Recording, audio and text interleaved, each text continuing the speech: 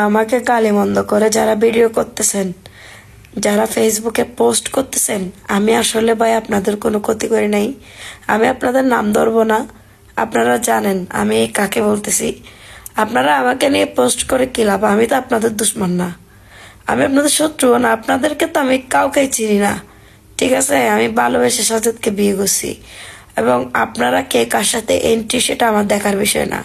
আমি যদি আপনাদেরকে নিয়ে পোস্ট করতাম, আপনারা আমাকে নিয়ে পোস্ট করতেন, এটা একটা সৌন্দর্য।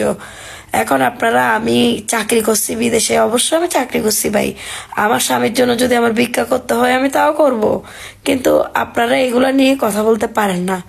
আপনারা যারা আমাকে নিয়ে মিথ্যা অপপ্রচার, মিথ্যা লাইভ করতেছেন, স্ট্যাটাস দিচ্ছেন, আমি সবকিছুর ভিডিও রেকর্ড করে আমি সাইবার ক্রাইমের মামলা করছি আপনাদের বিরুদ্ধে।